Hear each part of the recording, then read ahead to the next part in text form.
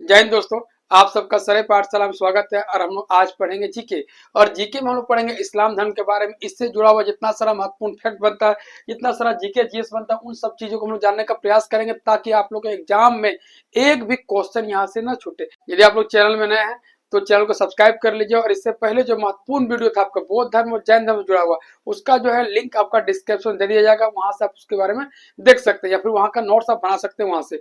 तो चलिए हम लोग स्टार्ट करते हैं आज का सेशन इस्लाम धर्म का।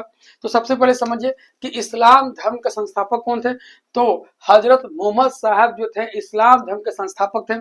इनका जन्म कब हुआ था? तो 570 ईस्वी में कुरैश कबीला, एक कबीला था कुरैश कबीला जो मक्का में, वहीं पे इनका जो है आपका जन्म हुआ था। तो संस्थापक कौन जाएंगे? हजरत मोहम्मद साहब। जन्म कब हुआ इनका? 570 ईस्वी है। ये सब ईस्वी याद रखे। अभी जन्म इनका आएगा, फिर ज्ञान प्राप्ति, फिर हिजरी संबंध, फिर मृत्यु। तो ये ईस्वी बहुत इंपॉर्टेंट है। तो आपका जन्म कब हुआ? 570 ईस्वी में। और कहाँ पे हुआ? कुरैश कबीला एक है मक्का में, वहां पे इनका जन्म हुआ था। इनकी माता का नाम अमीना, पिता का नाम अब्दुल्ला और लालन पालन इनका भरण पोषण करने वाले कौन थे?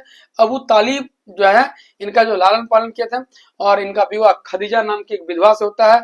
और इनकी पुत्री का नाम फातिमा था। क्या था? फातिमा था। और दामाद अली। तो देखिए क्या क्या हो गया। संस्थापक कौन हो जाएंगे? हजरत मोहम्मद साहब। जन्म कब हुआ इनका? 570 ईस्वी में हुआ। इनकी माता का नाम क्या था? अमीना। पिता का नाम क्या था? अब्दुल्ला। लालन पालन कौन किया? तो अबू तालिब ने इनका लालन पालन किया था। और विवाह खदीजा से होता है। पुत्री का नाम, एक बेटी इनकी आती है, उनका नाम क्या? फातिमा। और दामाद इनका कौन होता है? अली। यानी कि फातिमा का शादी किससे हो जाएगा? अली से हो जाएगा। अब देखिए इंपॉर्टेंट फैक्ट, इनका ज्ञान प्राप्ति 610 ईस्वी में हीरा नामक गुफा है आपका मक्का में, यहाँ पे इनको ज्ञान की प्राप्ति होती है। अब देखिए यहाँ पे जन्म कब हुआ था? 570 में। ज्ञान प्राप्ति कब हुई? 610 में। 40 वर्ष की अवस्था में इनको जो है ज्ञान की प्राप्ति होती है। कहाँ पे? आपका हीरा नामक गुफा में। कहाँ पे है वो? मक्का में। अब हिजरी संबंध की शुरुआत कब होती है? हमेशा पूछा जाए। शक संबंध आपका 78 ईस्वी में शक संबंध हो जाएगा। 319 बीस में आपका गुप्त संबंध हो जाएगा। विक्रम संबंध 57 बीसी में आपका विक्रम संबंध स्टार्ट हुआ था। उसी तरह आपका हिजरी संबंध 622 ईस्वी में हिजरी संबंध का शुरुआत किया था। किसलिए? क्योंकि पैगंबर साहब जो मोहम्मद साहब थे, इन्होंने जो आपका मक्का से मदीना की यात्रा की थी। मक्का से मदीना जाने के क्रम जो यात्रा था उसको जो है मुस्लिम संप्रदाय में हिजरी संबंध जो है कहा जाता है। और उसकी शुरुआत कब हुई? 622 ईस्वी में हुई। अब देखिए इनका मृत्यु कब हो गया? 632 में। यानी 4 आपको ईस्वी याद करना है। इनका जन्म कब हुआ? 570 में। इनको ज्ञान की प्राप्ति कब होती है? 610 में। इनका जो है आपका हिजरी संवत का शुरुआत कब होता है? 622 में। और इनकी मृत्यु कब होती है? 632 में। अब जैसे इनकी मृत्यु होती है तो मुस्लिम धर्म दो भाग में डिवाइड होता है, एक शिया और एक सुन्नी। तो शिया जो है अली, यानी अली माने कौन? आपका जो है इनके दामाद अली की शिक्षाओं पर विश्वास करते हैं, उनको क्या बोलते हैं? शिया कहता है। और सुन्नी मोहम्मद साहब की कथनों और कार्यों को मानते हैं। मतलब मोहम्मद साहब जो काम करके गए हैं, जो कह के गए हैं, उनको जो मानेगा उसको सुन्नी बोला जाएगा। शिया मोहम्मद साहब के जो दामाद थे अली, उनकी विचारधाराओं को, उनकी शिक्षाओं को मानने वाले लोगों को शिया कहा जाता है। अब देखिए कि आप जानते हो कुरान जो है इस्लाम धर्म का सबसे पवित्र धर्म ग्रंथ है। और इसमें से 14 अध्याय है, 114 अध्याय है कुरान में। अब देवदूत जिब्रियल, एक व्यक्ति थे देवदूत जिब्रियल ने मोहम्मद साहब को अरबी भाषा में कुरान भेंट की थी। माना जाता है कि देवदूत जिब्रियल ने मोहम्मद साहब को अरबी भाषा में कुरान भेंट की थी। तो कुरान जो है इस्लाम धर्म का सबसे पवित्र धर्म ग्रंथ है। इसमें कितने अध्याय है? 114 अध्याय है। देवदूत जिब्रियल ने मोहम्मद साहब को अरबी भाषा में भेंट किए क्या? कुरान। अब देखिए खलीफा कौन थे? तो मोहम्मद साहब के उत्तराधिकारी को खलीफा कहा जाता था। मोहम्मद साहब के जो उत्तराधिकारी थे, जैसे आपका अली थे, फिर बाद में और भी बहुत सारे लोग आए, तो जितने सारे जो है उत्तराधिकारी हुए उनको खलीफा कहा जाता था। लेकिन खलीफा का पद 1924 से पहले था। 1924 में क्या हो गया? 1924 में मुस्तफा कमाल पाशा जो तुर्की के शासक थे, तुर्की के आपका जो शासक थे, 1924 में क्या किया मुस्तफा कमाल पाशा ने? इस पद को समाप्त कर दिया। यानी खलीफा का पद जो है आपका मुस्तफा कमाल के पाशा के द्वारा, जो तुर्की के शासक थे, उनके द्वारा 1924 में समाप्त कर दिया था। कौन सा पद? खलीफा का पद। अब देखिए इब्न इसाक, ये कौन थे? सर्वप्रथम मोहम्मद साहब के जीवन चरित्र को लिखने वाला व्यक्ति का नाम क्या था? इब्न इसाक। यदि क्वेश्चन ये आ गया कि मोहम्मद साहब के जीवन चरित्र को सबसे पहले किस व्यक्ति ने लिखा, तो क्या हो जाएगा? इब्न इसाक हो जाएगा। अब ये जो क्वेश्चन है बहुत बार एग्जाम में आया हुआ है। भारत में मुस्लिम आगमन 712 ईस्वी में सिंध क्षेत्र में होता है और ठट्टा नामक स्थान पे मोहम्मद बिन कासिम नाम का एक व्यक्ति आता है, एक मुस्लिम आक्रमणकारी आता है और ठट्टा जो सिंध क्षेत्र में वहां पे आक्रमण करता है और राजा दाहिर जो सिंध का राजा था उसको हराता है और उसके हराने के बाद ही भारत में मुस्लिम धर्म का प्रचार प्रसार शुरू होता है।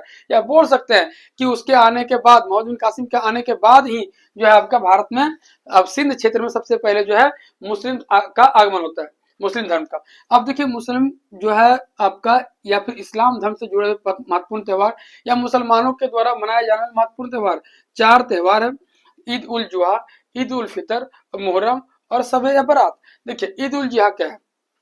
ईद उल जुहा जो है इसको बकरीद कहा था आम बोलचाल की भाषा में। जीज महीने के 10वें दिन यह मनाया जाता है और इसमें बकरे की कुर्बानी दी जाती है। ईद उल जुहा को बकरीद कहा था आम बोलचाल की भाषा में और जीज महीने के 10वें दिन यह मनाया जाता है और बकरे की इसमें कुर्बानी दी जाती है। अब देखिए ईद उल फितर, इसको ईद कहता है जिसमें आदमी जो है गला मिलता है, बहुत ही पावन त्योहार है। अभी ईद आने वाला भी है, रमजान का महीना चल रहा है, तो रमजान महीने के 30 दिन के बाद रोजा रखने के बाद यह त्योहार जो है मनाया जाता है, ईद का त्योहार, और मुसलमानों का सबसे बड़ा त्योहार ईद ही है। अब देखिए अगला है मुहर्रम, इसे वेदना का पर्व कहता है। इसमें तजिया निकालने की प्रथा है और तजिया निकालने के दौरान जो है मुस्लिम भाई जो है पीछे से या अली या हुसैन जो है उनको पुकारते हैं, उनको याद करते हैं ये मुहर्रम त्योहार में। और शब-ए बारात, ये आपका हिंदू के दीपावली के त्योहार की तरह शब-ए बारात, इसमें जो है दीप जलाया जाता है, आपका मोमबत्ती कैंडल जलाया जाता है और यह एक तरह से भाईचारा का त्योहार है शब-ए बारात। तो 4 त्योहार है, ईद उल जुहा जिसको हम बोलचाल की भाषा में बकरीद कहते हैं, ईद उल फितर इसे ईद कहा जाता है, सबसे बड़ा त्योहार है मुसलमानों का, और मुहर्रम ये एक वेदना का पर्व है, और शब-ए बारात ये हिंदुओं की दीपावली की तरह शब-ए बारात को मनाया जाता है। भारत में मुस्लिम का आगमन 712 में सिंध क्षेत्र में हुआ था और इब्न इसाक सर्वप्रथम मोहम्मद साहब का जीवन चरित्र को लिखा था और खलीफा का पद मोहम्मद साहब के उत्तराधिकारी को खलीफा कहता था। 1924 में तुर्की के शासक मुस्तफा कमाल पाशा ने इस पद को समाप्त कर दिया। कुरान मुसलमानों का सबसे पवित्र धर्म ग्रंथ है, इसमें 114 अध्याय है और देवदूत जिब्रील ने अरबी भाषा में मोहम्मद साहब को जो है कुरान पेश किया था। अब देखिए शिया और सुन्नी, आपका इनकी मृत्यु के बाद जो है मोहम्मद साहब की मृत्यु के बाद जो 2 भाग में विभाजन होता है।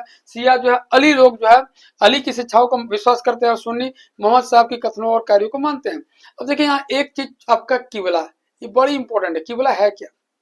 देखिए नमाज के दौरान मुसलमान मक्का की तरफ मुंह करके खड़े होते हैं। अब भारत से मक्का पश्चिम की ओर पड़ता है, इसीलिए इस दिशा को किबला कहता है। किबला होता क्या है कि आपका नमाज के दौरान मुसलमान मक्का की तरफ मुंह करके खड़े होते हैं और भारत में मक्का जो है आपका पश्चिम दिशा में, इसलिए इस दिशा को किबला कहता है। अब देखिए यहाँ पे एक बार फिर से हम देख लेते हैं कि इस्लाम धर्म के संस्थापक कौन है, तो हजरत मोहम्मद साहब है। इनका जन्म कब हुआ? 570 है। माता का नाम अमीना, पिता का नाम अब्दुल्ला, लालन पालन अबू तालिब, विवाह खदीजा से होता है इनका, पुत्री का नाम फातिमा, दामाद अली, ज्ञान प्राप्ति इनका 610 में हीरा नामक गुफा में होता है जो मक्का में। अगला है हिजरी संमत 622 ईस्वी में पैगंबर साहब मक्का से मदीना की यात्रा करते, उस यात्रा को हिजरी संमत कहता है और इनकी मृत्यु 632 में आती है। अब देखिए इतना सारा फैक्ट है, इन फैक्टों को एक जगह आप लोग लिखिएगा कि ये एक जगह मिलेगा नहीं। हम लोग भी इसको बहुत ज्यादा मेहनत करते हैं और एक जगह लाने का प्रयास करते हैं ताकि आप लोग को मेहनत कम करना पड़े। तो दोस्तों यदि आप लोग को इस तरह का सेशन अच्छा लग रहा है, वीडियो अच्छा लग रहा है, जानकारी अच्छा लग रही है, तो कमेंट बॉक्स में कमेंट जरूर कीजिए, वीडियो को लाइक और शेयर करना बिल्कुल ना भूलें। चलिए फिर मिलते हैं नेक्स्ट वीडियो में नए टॉपिक के साथ, तब तक के लिए जय हिंद, वंदे मातरम।